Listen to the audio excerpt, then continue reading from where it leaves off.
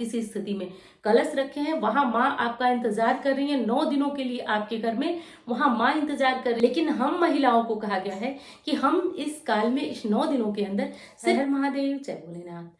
नमस्कार, मैं साधना पांडे मार्गदर्शन पे आपका स्वागत करती हूँ। दोस्तों, आज का वीडियो है नवरात्रि से जुड़ा हुआ। सभी जानते हैं नवरात्रि आने वाली है। नवरात्रि आने वाली है, नवरात्रि से पहले हम बहुत सारी तैयारियां करते हैं, क्योंकि ये जो 9 दिनों का पर्व होता है ना, वो कोई साधारण नहीं होता है। कलयुग में कहा जाता है कि यदि कोई फलदायी आराधना साधना है तो 2 देवी देवताओं की। वैसे तो बार बार आपसे बताती हूँ कि पंच देवी देवताओं की पूजा हर गृहस्थ धर्मी को करना चाहिए, लेकिन जो फलदायी पूजा है वो कलयुग में कहा जाता है कि देवी दुर्गा और भोलेनाथ की पूजा बेहद फलदायी है। तो ऐसे में पूरे 9 दिनों का ये जो पर्व होता है, महापर्व होता है, माता दुर्गा का होता है। और देवी भागवत पुराण में विशेषकर महिलाओं की बात कही गई है कि जो महिला अपने घर में इन 9 दिनों के अंदर, देखिए उसके पहले बाद में आप क्या करते हैं, मैं उसकी बात नहीं कर रही हूँ। आज ये सिर्फ 9 दिनों की बात मैं कर रही हूँ कि इन 9 दिनों के अंदर जो भी महिला अपने घर में ये काम करती है ना दोस्तों, उस घर की खुशियां, उस घर की समृद्धि को भगवान को लौटाना पड़ता है। और ये मेरा कथन नहीं है, देवी भागवत पुराण का ये कथन है, और ये कथन कभी भी गलत साबित नहीं हो सकता है। देखिए, कभी कभी परिस्थितियों के वशीभूत हमें लगता है भगवान नहीं सुनते हैं, शास्त्र में लिखी बातें गलत है, लेकिन अंततः आके मानना ही पड़ता है कि नहीं, भगवान सही है और उन्होंने जो निर्णय लिया है वो सही है। तो आज मैं उसी तरह की एक पूरी वीडियो आपके सामने ये लेकर आई हूँ कि 9 काम आपको, यदि नवरात्रि में कोई सुख नहीं है, कोई खुशी नहीं है, किसी भी प्रकार से जीवन में आपकी समृद्धि नहीं आ रही है। देखिए, सिर्फ धन से खुशी नहीं आती है, बार बार आपसे कहती हूँ, धन से खुशियाँ नहीं होती हैं, खुशियाँ परिवार से भी होती हैं। यदि व्यक्ति के घर में धन है और परिवार में किच किच किच किच किच किच कलह कलेश बना हुआ है, तो उस परिवार को आप ही बताइए, आप ही सोचिए, कोई सुखी परिवार, समृद्धशाली परिवार नहीं कहेगा। और यदि आप अपने घर में सुख, समृद्धि, शांति, देखिए बड़े होकर बच्चे कहना नहीं मानते हैं, पतिदेव अलग रास्ते पे, पत्नी अलग रास्ते पे, तो ऐसी कोई परिस्थितियां हैं ना, तो बस 9 दिनों का व्रत रखिए न रखिए, लेकिन जो नियम बताने जा रही हूँ इन नियमों पे अमल करिएगा।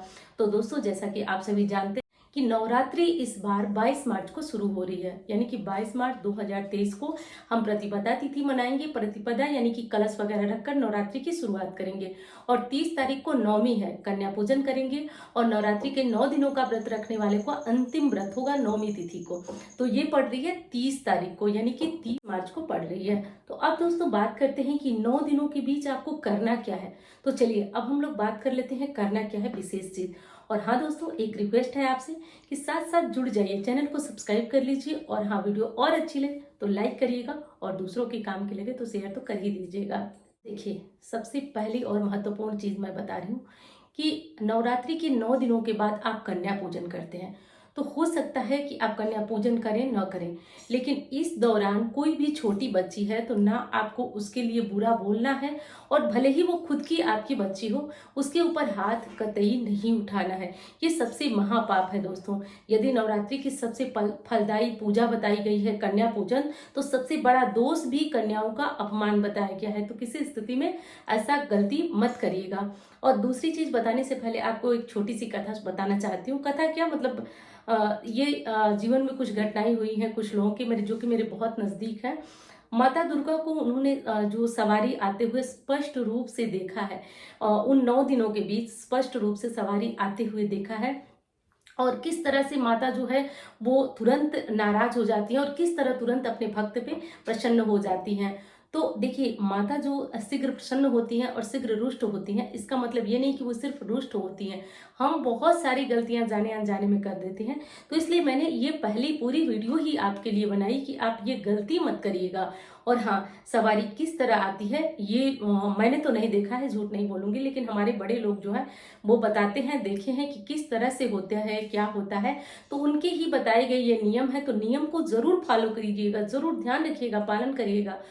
यदि घर में किसी तरह से लड़ाई होती है, झगड़े होते हैं, लाख प्रयास के बाद पति आपकी बात नहीं मानते हैं, शराब पीते हैं, इधर उधर गाली गलौज करते हैं, बच्चे कहना नहीं मन, सब मिलाकर परिवार तितर बितर हो गया है, तो दूसरा काम करिए कि पूरे नवरात्रि में दोनों समय अपने घर में थोड़ा सा कपूर ले लीजिए। भीमसेनी कपूर हो तो अति उत्तम, कपूर ले लीजिए और थोड़ा सा उसमें डाल दीजिए ये जो कहा जाता है लोबान गूगल जो भी आप करते हो डाल के, और पूरे घर में घंटी बजाते हुए टन टन टन टन, और पूजा की आरती के बाद आप ये काम करिएगा। और 9 दिनों में आप कमेंट करके बताइएगा कि आपके परिवार में कैसी स्थिति है।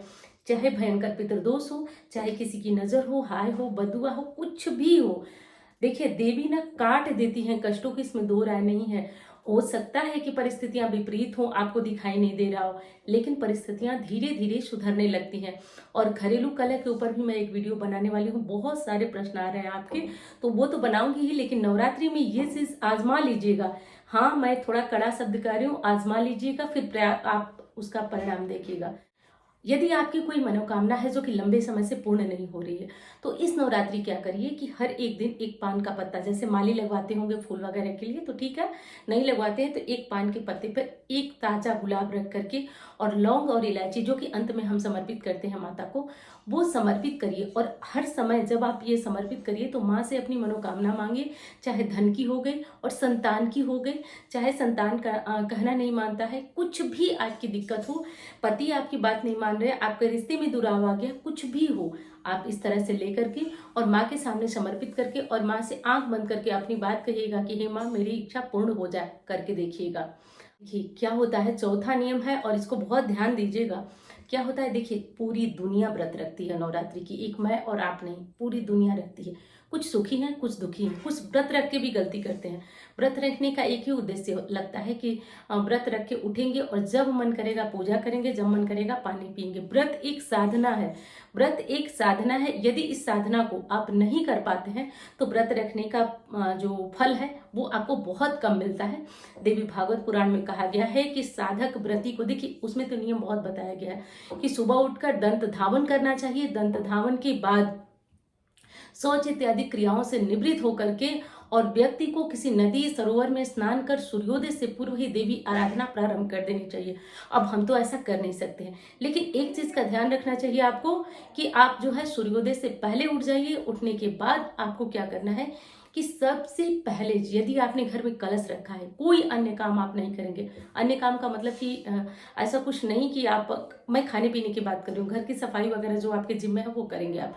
उसके बाद आप स्नान करेंगे। स्नान के बाद आप सर्वप्रथम जहां आपने कलश रखा है वहां माँ विराजित है, भूलिएगा मत किसी स्थिति में। कलश रखे हैं वहां माँ आपका इंतजार कर रही है, 9 दिनों के लिए आपके घर में वहां माँ इंतजार कर रही है। तो सबसे पहले माँ को भोग लगाएंगे, आरती करेंगे, माँ को संतुष्ट करेंगे जो हमारी यथाशक्ति हमारे सामर्थ्य है। उसके बाद ही हम घर में आकर मतलब कुछ खाएंगे पिएंगे, जो भी करना है। और यदि भूल से आप इस नियम का पालन नहीं करते, आप उठते हैं और हमेशा की तरह अपना गर्म पानी, चाय, दूध, नाश्ता जो भी करते हैं, उसके बाद नहा धोकर आराम से जाते हैं। तो जब आप ये ध्यान नहीं रखेंगे कि आपके घर माँ आई है, तो माँ कैसे ध्यान रखेंगी कि आप उनके बच्चे हैं। भूलिए मत, देवी देवता भी आपकी किए गए कर्म, कर्तव्य और आपकी भावनाओं पे, कभी भी देवता आपके भोग प्रसाद पे यदि जाते तो हमेशा ही भगवान के भक्त अनाड़ी हुए हैं, ये शास्त्रों में मिला है। तो इस चीज का ध्यान रखिएगा, भूलिएगा मत। मैं थोड़ा सा कठोर शब्द का प्रयोग कर रही हूँ, लेकिन ध्यान रखिएगा।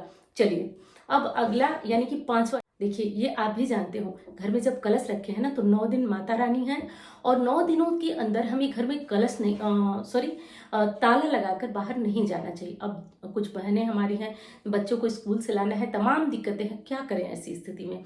कोई बात नहीं, आप एक काम करिएगा, आप वहाँ के गणेश जी जो आपने स्थापित किया है, वहाँ गणेश जी से प्रार्थना करिएगा और गणेश जी से कहिएगा कि जब तक मैं नहीं हूँ, मेरे घर के रखवाले, मेरे घर के रक्षक आप हो, जो मैंने कलश रूप में माँ को बुलाया है, उनके रक्षक भी आप हो। ऐसा बोलकर आप अपने घर में ताला लगाइए, जाइए।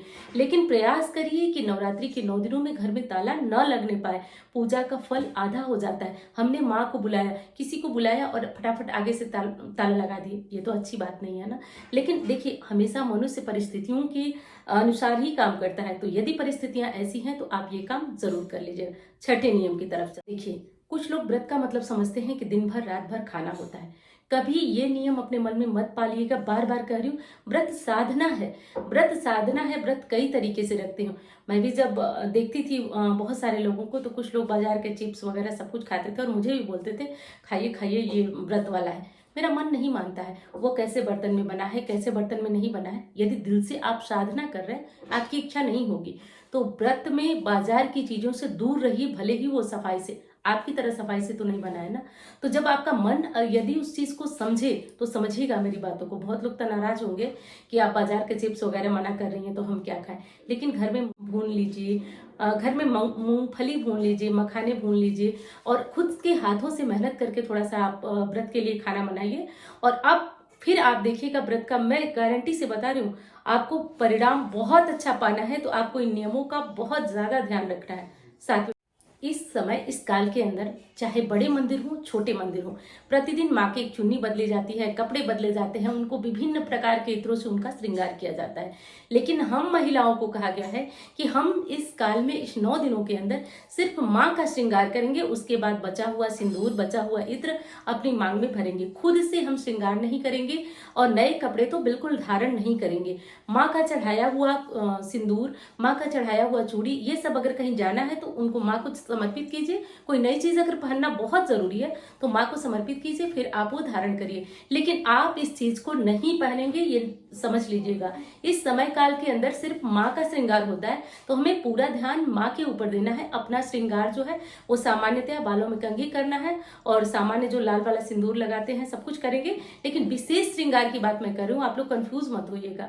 विशेष श्रृंगार का मतलब कि जैसे मेहंदी, महावर, नए कपड़े, ये सब नहीं करना। जो सामान्य जो हम डेली करते हैं, जैसे कि बाल में कंघी करना, इसके बिना तो काम चलने वाला नहीं है।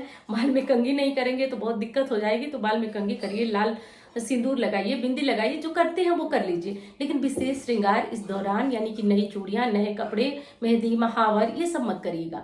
बस ध्यान रखिएगा। चलिए, पूजा के बाद यदि आपके घर में भी गाय आती है, ब्राह्मण आता है, भिखारी आता है, तो कभी भी अनादर मत करिएगा। देवी भागवत पुराण से बता रही हूँ कि किए गए पूजा पाठ दान पुण्य का फल आधा हो जाता है जब हम पूजा करके और लौटते हैं और किसी का भी अनादर करते हैं। इसीलिए तो आप देखते हैं कि कोई ऐसे दान करे ना करे, लेकिन गंगा के किनारे जब लोग बैठे रहते हैं, स्नान करके लौटते हैं, तो उस समय चाहे कोई कितना भी कंजूस हो, सभी दानी होते हैं।